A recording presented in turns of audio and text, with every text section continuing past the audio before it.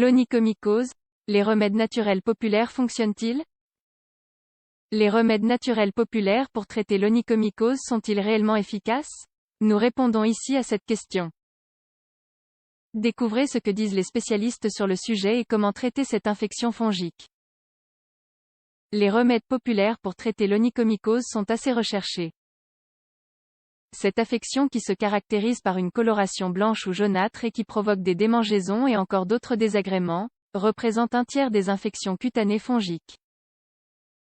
Selon les informations publiées sur Journal of Fungi, l'infection est causée par un champignon dermatophyte qui, au niveau du lit des ongles, est difficile à combattre.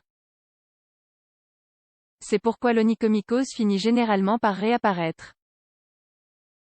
Voyons tout cela ensemble dans la suite de cet article. Onychomycose, ce que vous devez savoir. L'onychomycose est une infection fongique qui affecte aussi bien les ongles des mains que ceux des pieds, les ongles des pieds étant généralement les plus affectés. Bien qu'il ne s'agisse pas d'une infection grave, c'est tout de même un problème de santé publique en raison de sa forte prévalence, de sa mauvaise réponse face au traitement et de son impact clinique. Comme l'explique American Academy of Dermatology, les milieux chauds et humides, piscines, vestiaires, favorisent l'apparition de cette infection. Le manque d'hygiène, la transpiration et le port de chaussures fermées sont d'autres facteurs pouvant favoriser son apparition.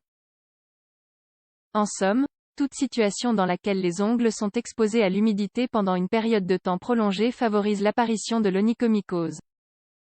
Les symptômes de cette infection sont les suivants. Taches blanches ou changement de couleur au niveau des ongles, épaississement des ongles fragiles qui se séparent de leur lit, ongles irréguliers, démangeaisons et mauvaise odeur, dans très peu de cas. La plupart des cas sont légers, seul l'aspect esthétique est problématique. En revanche, en cas de complications, l'infection peut être douloureuse et peut causer des dommages irréversibles au niveau des ongles. Les patients qui souffrent de diabète ou d'une maladie qui affecte le système immunitaire doivent faire particulièrement attention. Pour ces patients, une attention médicale est requise, car toute lésion au niveau des pieds, y compris les infections de ce type, peut déboucher sur des complications sérieuses en raison de leur faible réponse immunitaire et de leurs problèmes circulatoires. Les remèdes naturels populaires pour traiter l'onychomycose fonctionnent-ils? Dans la littérature populaire, il existe de nombreux remèdes naturels pour traiter l'onychomycose.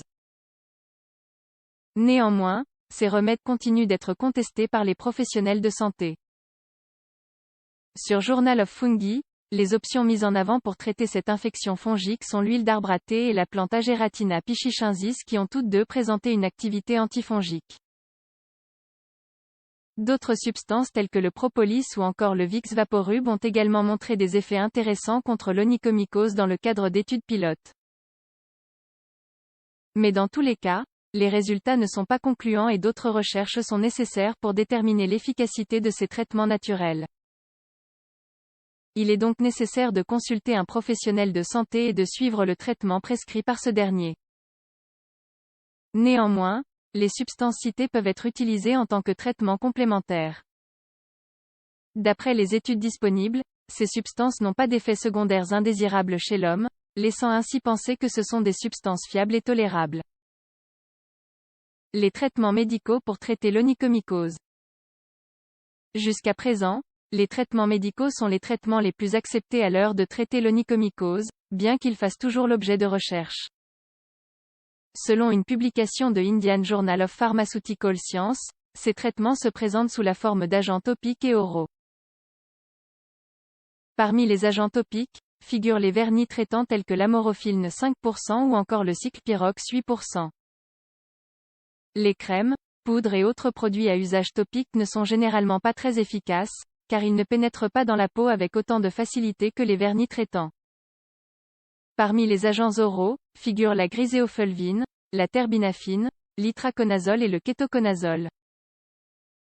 La période de traitement est plus longue et le risque d'effets secondaires, maux de tête, troubles gastro-intestinaux, éruptions cutanées, est plus important. Il est donc impératif de respecter la posologie indiquée par le professionnel de santé. Dans les deux cas, il est nécessaire de bien suivre les indications du médecin afin d'obtenir de bons résultats. Autrement, il est probable que l'infection persiste, voire s'aggrave. Que pouvons-nous faire de plus? Face à une telle infection, il est important de consulter un dermatologue afin de recevoir un diagnostic précis et un traitement adéquat. Mais il serait bon de mettre également en pratique certaines mesures préventives simples, telles que porter des chaussures ventilées, bien se sécher les pieds, porter des chaussures dans les lieux à risque tels que la piscine et les vestiaires.